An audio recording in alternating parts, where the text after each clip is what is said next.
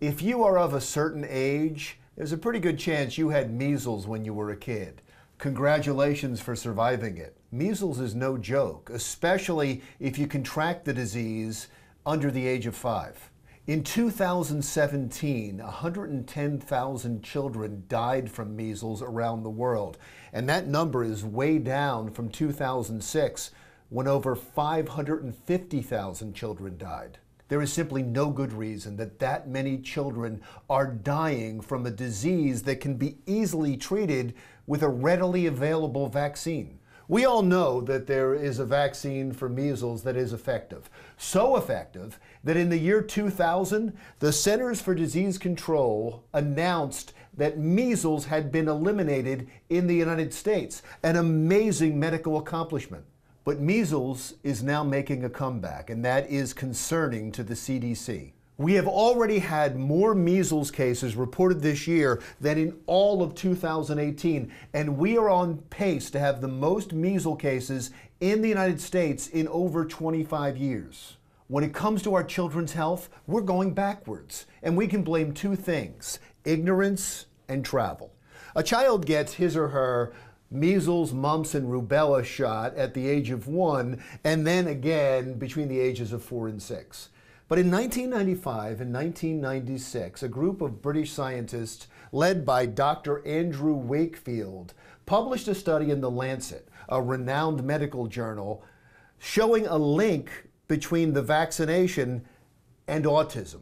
That was understandably horrifying for parents, who gave the study undue credit for two reasons. One, the rate of autism skyrocketed in the 90s. And number two, the signs of autism become evident about the same time a child gets the MMR vaccine for the first time. The study got worldwide attention, and parents either stopped getting the vaccine for their children or put it off until later. And for the next several years, there were exhaustive studies done around the world on the link between the MMR vaccine and autism, and study after study found no such link. And then in 2004, Dr. Wakefield was exposed for accepting large sums of money from attorneys seeking settlements from vaccine companies. His research was exposed as being fatally flawed.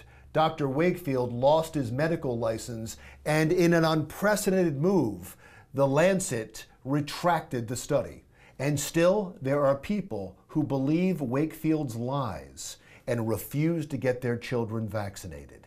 This year, there have been outbreaks already in 15 states, and health officials in all of those states say that 99% of the cases were because parents refused to get their children vaccinated. Measles is so contagious that an outbreak can simply start from one person traveling from or emigrating from a part of the world that is prone to measles, and they carry the virus here. Researchers say that one cough or sneeze from that person will spread to 9 of the 10 people around them. Just imagine what that means for a class full of unvaccinated children. Despite the recent outbreaks, and despite overwhelming evidence that the vaccines are safe, there are still parents who refuse to vaccinate their children. 47 states across the country have some kind of exemption from the MMR vaccine, most of the states because of medical or religious reasons. But 18 states allow parents not to vaccinate their children simply because of their personal beliefs about the vaccine. It is one thing when parents make an irrational decision because of fear and concern for their child. It is quite another when a state allows them to make that decision and put their child at risk. Or, as Dr. Peter Hotez, Dean of the Medical School at Baylor University, says, measles was eliminated in the year 2000, but it has been allowed to return because of ignorant and cowardly state legislatures. Look, the anti-vaccination movement is passionate and good-hearted, made up primarily of parents who love their children and simply want the best for them.